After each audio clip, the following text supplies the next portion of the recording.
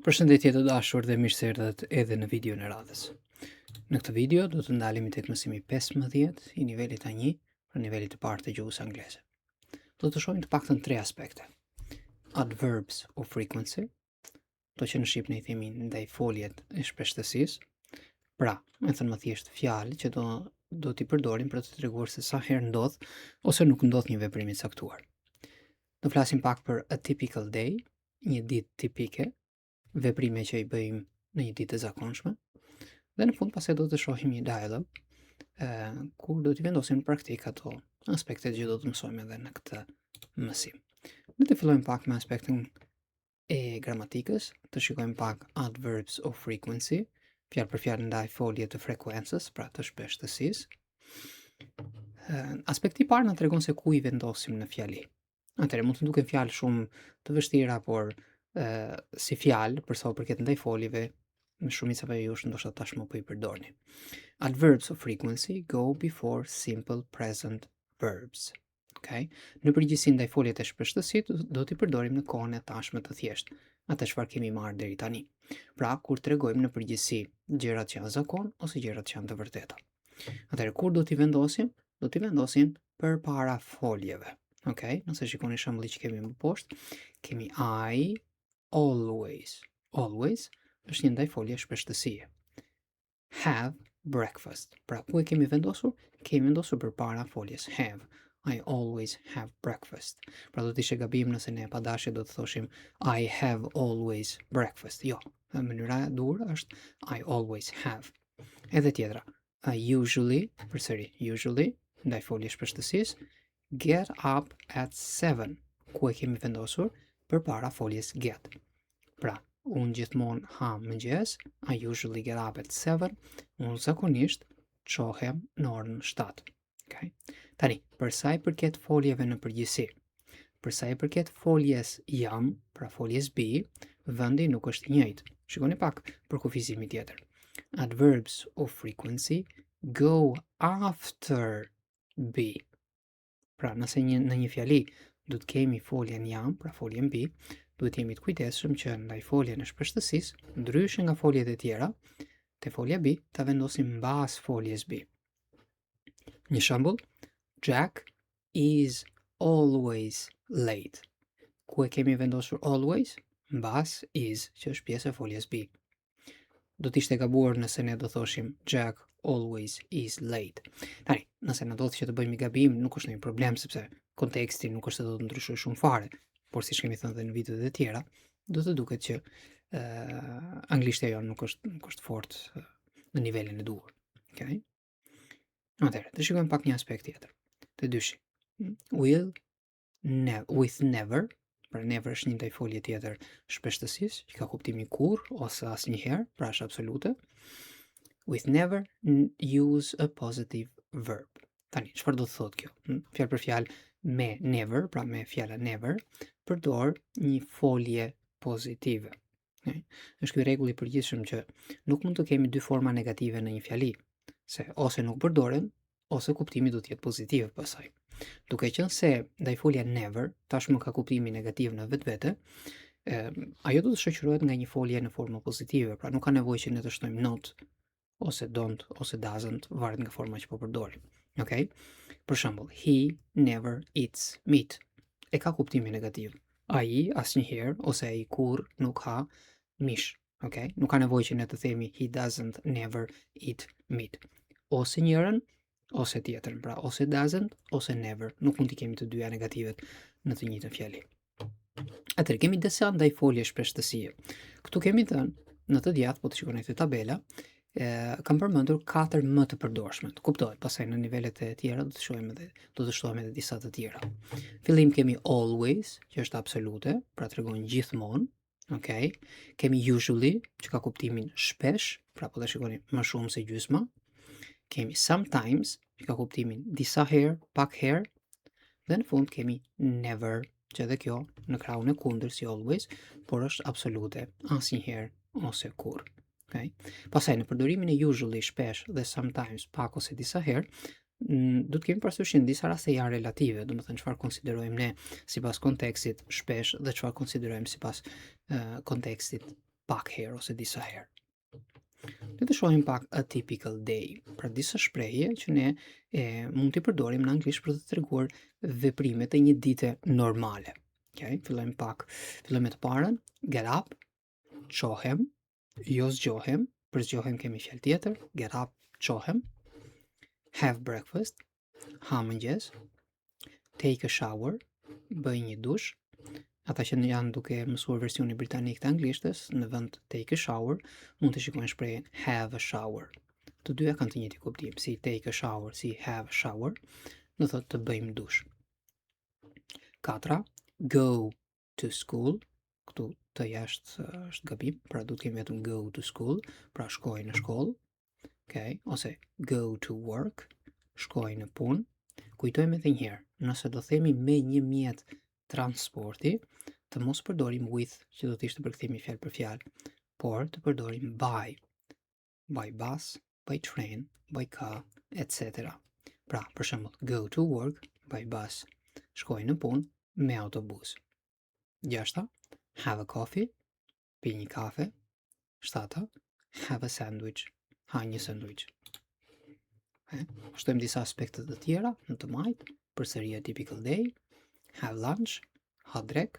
Kujtojmë edhe njëherë që folja have merr kuptimin ha dhe ose pi. Në përgjithësi, kur flasim për disa aspektet në lidhje me ushqimin, sidomos edhe vaktet, breakfast, lunch, dinner, kryesisht preferojmë foljen have në vend se eat. Nëse themi eat lunch, nuk është në vetvete e gabuar gramatikisht, por atyre u vinë më mbar të thonë have lunch në vend se të thonë eat lunch. 9. Finish work, përfundoj punë. 10. Go home, shkoj në shtëpi. 11. Go shopping, shkoj për pazar, pra të blej gjëra. Dhe 12. Go to the gym. Më vonë pasaj, nëse shikoni në disa raste go, kemi go, pasaj kemi direkt destinacionin. Në disa raste është nevojshme të vendosim to dhe the. Për momentin nuk duhet që të shqetësoni shumë, mjaftoni që të mësoni këto, dhe pasaj më vonë do të shikojmë rastet ku go merr to dhe ku merr to dhe the.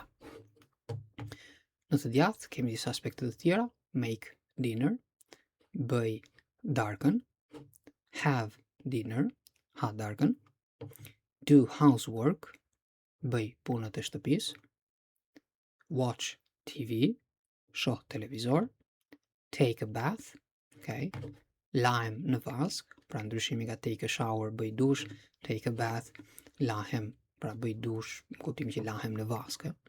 E njëti aspekt edhe këtu, ata që mësojmë anglishtën britanike, këtu do të shikojnë have a bath, ka të njëjtin kuptim. Dhe në fund, go to bed, shkoj për të fjetur.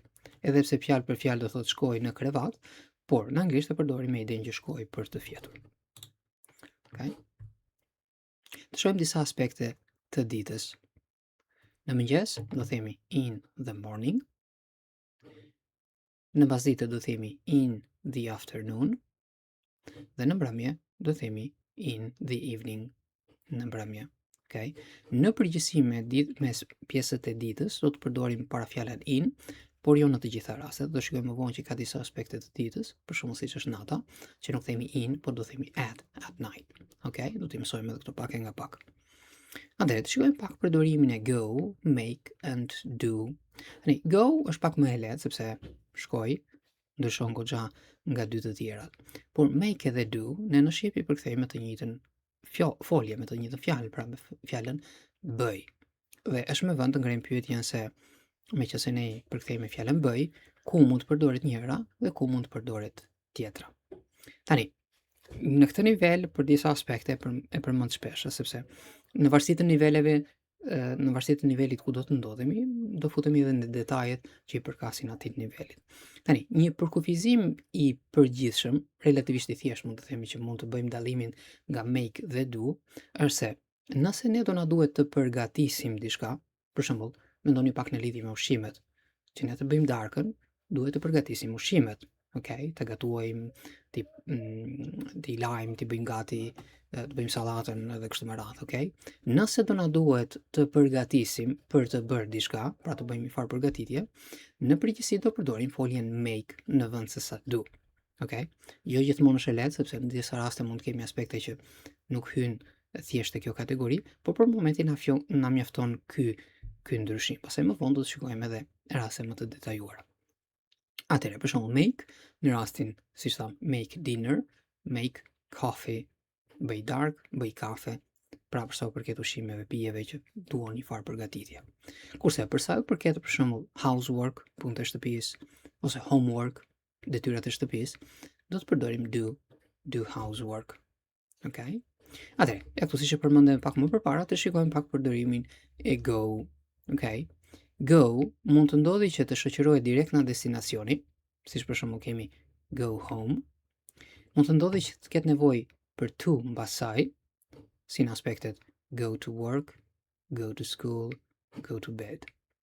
Dhe mund të ndodhi që do të jetë aplikimi në shumicën e rasteve që të ketë nevojë edhe për to, edhe për the, si go to the gym ose go to the movies. Të ecim atej. Të shikojmë pak një dialog dhe se si kemi aplikuar këto aspekte që pam të gramatika, për sa përket përdorimit të do, go, have dhe sidomos ndaj foljet e shpeshtësisë, cilat ishin always, gjithmonë, usually, shpesh, sometimes, disa herë dhe never, asnjëherë ose kurrë. Okay? Do të kemi dy persona. Do të kemi interviewer, intervistuesi, dhe do të kemi një person I cili quhet Andrew. Okay? Pyetja e parë. What time do you get up? Përgjigja. Pra, çfarë ore çohesh? I usually get up around 9 or 9:30. Around do të ishte ajo që në shqip themi rreth kësaj ore. Pra, unë zakonisht çohem rreth 9-s ose 9:30. What do you do next? Çfarë bën pastaj? Pra, mbas asaj gjëje. I check my email. Kontrolloj emailit ose në shumës emailet e mia. Do you take a shower? A bën një dush? Yes, every morning. Po, çdo mëngjes. What do you have for breakfast? Çfarë ha për mëngjes? A banana. Një banane. Do you have breakfast sitting down or standing up? A ha mëngjes ulur ose ngritur, pra në këmbë. Okay? Cila është ideja? Nëse kemi kohën, normali që mund të ulemi, por ka nga ata personat që ndoshta çohen pak më vonesë dhe duhet të shkojmë në nxitim dhe të hanë diçka shpejt, ndoshta edhe marrin diçka në dorë, ndërkohë që janë duke u larguar për në punë. Kalojmë në të djathtë pjesën tjetër e dialogut. Sitting down, përgjigjet Andrew. Pyetja e radhës. What time do you go to school? Çfarë ore shkon në shkollë? It depends. Varet. I have a class at 11 on Wednesday. Okej, shohim 2-3 aspekte këtu. E përkthejmë një herë. Kam një orë mësimi në 11 të mërkurën. Okej? Mbajmë që class, nëse nuk shoqërohet nga room, se classroom I referohet klasës fizike, kurse fjalën class vetëm kryesisht e përdorim kur e referohemi orës së mësimit. Kujtojmë edhe një herë para fjalën që përdorim për orën specifike, themi at 11, kurse për të treguar në filan ditë do përdorim on, si në rastin kemi këtu on Wednesday. Vazhdon. The other days I have a class in the afternoon. Ditët e tjera kam një orë mësimi në mbasdite. Pyetja e radhës. Are you in a hurry in the morning? A je me nxitim, fjalë për fjalë, në një nxitim, do të bëjmë kujdes këto që nuk përkthejmë fjalë për fjalë në shqip. A je me nxitim në mëngjes? No, I usually have a lot of time. Jo, unë zakonisht kam shumë kohë, a lot of, shumë. Do you like mornings? A të pëlqejnë mëngjeset? No, I don't. Ka nga ata persona që nuk e kanë problem të çohen, ka nga ata persona që nuk I pëlqejnë sepse duan të flenë edhe pak më gjatë. Bukur. Kaq kishim edhe për këtë mësim. Ju falenderoj për vëmendjen si gjithmonë dhe dëgjojmë në videon e radhës.